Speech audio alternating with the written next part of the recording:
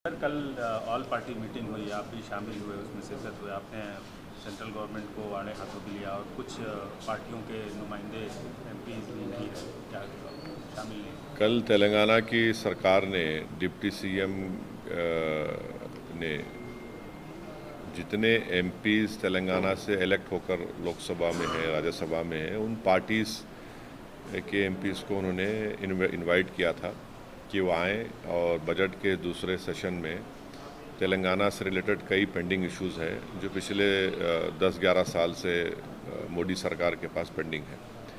तो उस मीटिंग में हम भी गए, मगर अफसोस की बात यह है कि जो 8 एमपीज़ बीजेपी को यहाँ से तेलंगाना के अवाम ने जीत कर भिजाए थे, जिसमें 2 यूनियन मिनिस्टर भी हैं, उसमें से एक भी टर्न आउट नहीं हुआ। और उनका नहीं आना इस बात का पैगाम देता है कि वो सिर्फ ज़बानी खर्च करते हैं, तेलंगाना की जब इंसाफ की बात करते हैं। और फिर दूसरी पार्टी भी नहीं आई, बीआरएस। तो मसला ये है कि एक RRR रोड का मसला है, जिसको हैदराबाद की ट्रैफिक कंजेशन को दूर करने के लिए RRR रोड बहुत ज़रूरी है।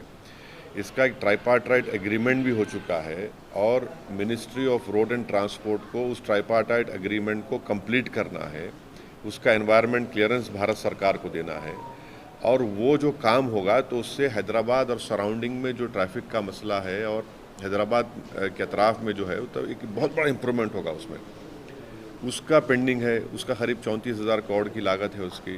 भारत सरकार, मोदी सरकार कुछ नहीं कर रही है। दूसरा, मेट्रो रेल का 5 कॉरिडोर है, जिसमें से एक नागौल से एयरपोर्ट की रोड जाएगी और एक जुबली बस स्टैंड से लेकर चंद्रायन गुट्टा तक, ऐसे 5 कॉरिडोर हैं। वो पेंडिंग है 24,000 करोड़ का, आप उसका भी कुछ नहीं करते। तीसरा जो है, आप ये देख लीजिए कि मूसी रिवर फ्रंट पर बापू घाट को तेलंगाना सरकार एक गांधी सरोवर के नाम से उसको डेवलप करना चाहती है और साथ में 11 हेरिटेज ब्रिजेस है।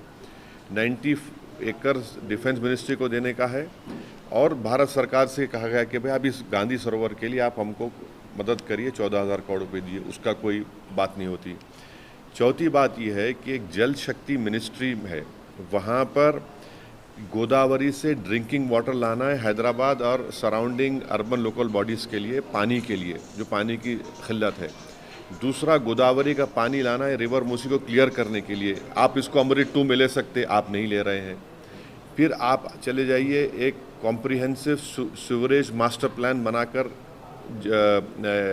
अर्बन डेवलपमेंट मिनिस्ट्री को दिया गया है, जितने हैदराबाद और सराउंडिंग में म्यूनसिपैलिटीज़ हैं, वो उसका आप सैंक्शन नहीं देते अर्बन डेवलपमेंट मिनिस्ट्री वाले। फिर आप आ जाइए आईपीएस केडर स्ट्रेंथ।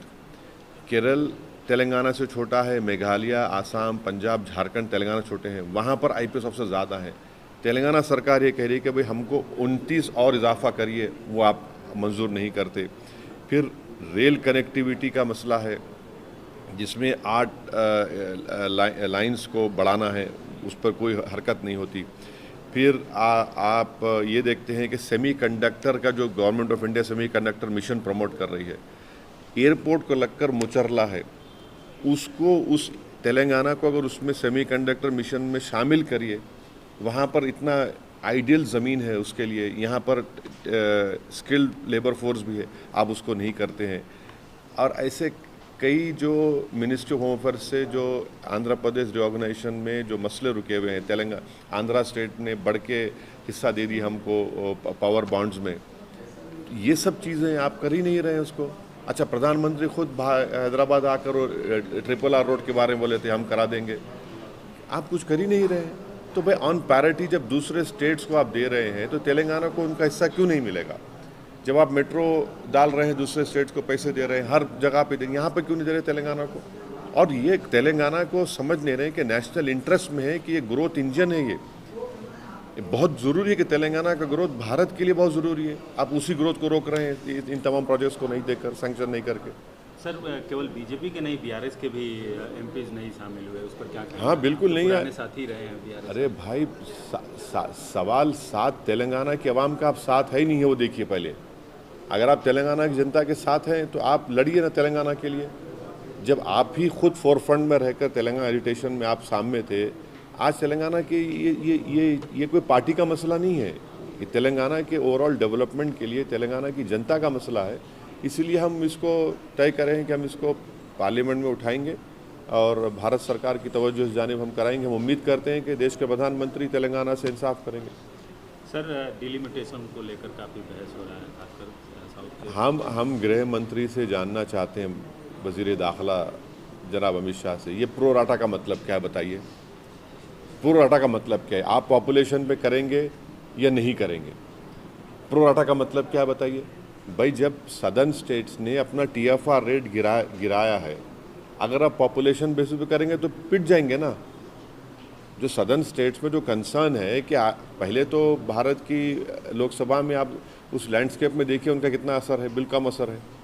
ऊपर से अगर आप जो उन स्टेट्स को पिनलाइज करेंगे जिन्होंने अपना पॉपुलेशन कम किया है और उनकी सीटें भी कम हो जाएंगी, तो फिर पॉलिटिकल उनके पास क्या पावर रहेगा। तो ये एक बहुत बड़ा बर्निंग मसला है पूरे साउथ इंडिया में, और भारत सरकार इसको ईजी ले रही है, बहुत ईजी ले रही है। हम उनको कॉशन कर रहे हैं कि इतना ईजी मत लीजिए। ये घर घर जा चुका है मसला ये कि हमारी सीटें कम हो रही हैं, हमारी सीटें कम हो रही हैं, और हमको सज़ा दी जा रही है, हम पॉपुलेशन कम किए बोलकर। सर, आज फाइनल मैच है इंडिया न्यूजीलैंड का। आप एक पूर्व क्रिकेटर भी रहे हैं। देखिए, हमारी तरफ से हमारी टीम को पूरी नेक तमन्नाएं हमारी उनके साथ है। हम उम्मीद करते हैं कि वो अच्छा खेलेंगे, जो अच्छा खेलते आए हैं, और जीत हार तो लगी हुई है खेल में। देखिए, हमारी टीम अगर नहीं जीतती तब भी हमारी टीम है। टीम हमारी जीतती है तो यकीनन हमारी खुशी में इजाफा होता है। तो हमारा दारो मदार स्पोर्ट्स में होना चाहिए कि हमारी टीम अच्छा परफॉर्म करे, चाहे कोई स्पोर्ट हो। रिज़ल्ट तो ये तो मिस होता है, कभी जीत जाते हैं। हम उम्मीद करते हैं अब तक जितने मैचेस वो खेले हैं बहुत अच्छा खेले हैं, और हमारी नेक तमन्ना, उम्मीद करते हैं कि आज फाइनल होगा और वो कामयाब होंगे। हमारी बेस्ट विशेस तमाम टीम के प्लेयर्स को, और मुझे यकीन है कि वो अच्छा परफॉर्म करेंगे। Sir, yesterday all party meeting called by the government, but few parties MPs are not participated in. Yes, an important meeting was called by the Telangana government, which was headed by the Deputy Chief Minister, and they had invited those parties which have MPs in the Lok Sabha and Rajya Sabha. And I happened to be a member of parliament from my party, MIM, and happened to be the Hyderabad member of parliament Lok Sabha. I had attended that meeting. It is very unfortunate that the ruling party BJP, which Telangana people have given them 8 MPs, Lok Sabha MPs, they don't turn up.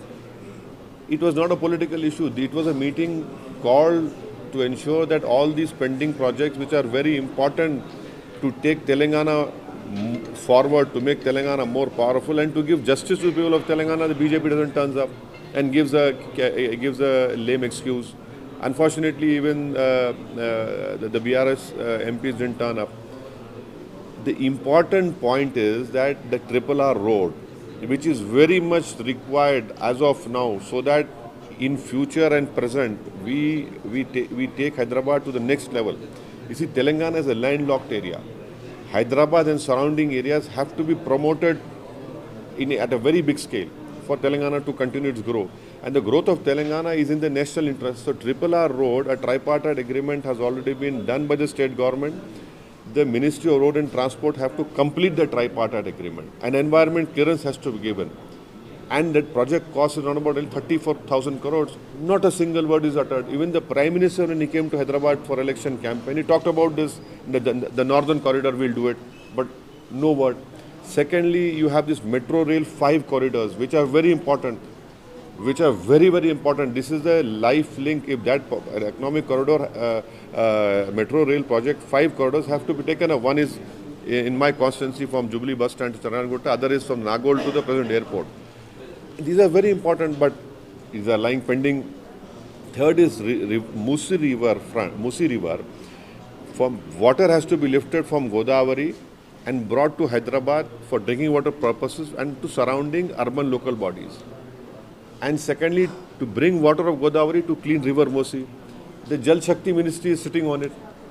You have another important issue is of phase 2. You can do it in Amrit phase 2.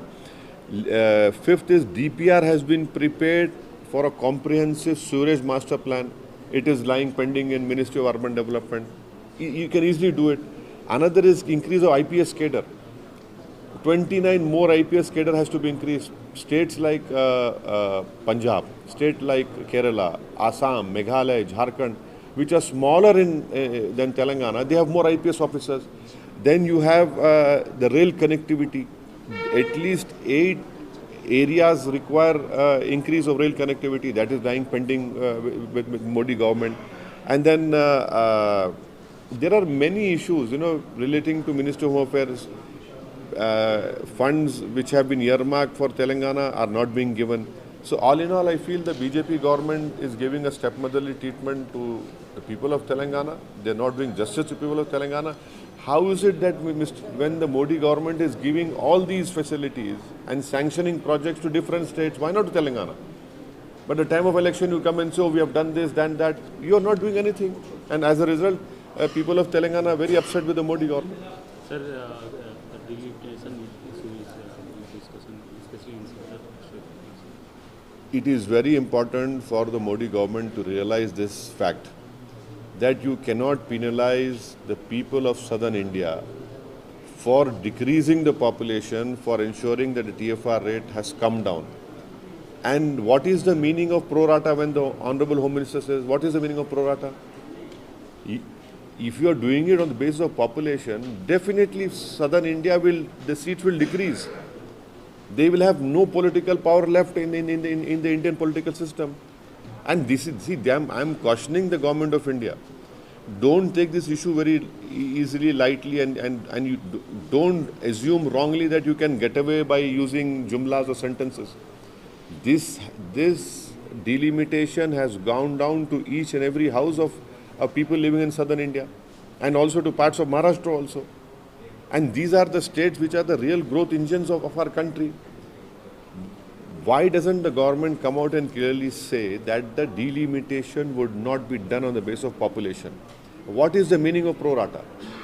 People of South India are very much worried, and whatever the thinking of government of India, Mr. Modi government is concerned, I don't think so. They are accepting the reality.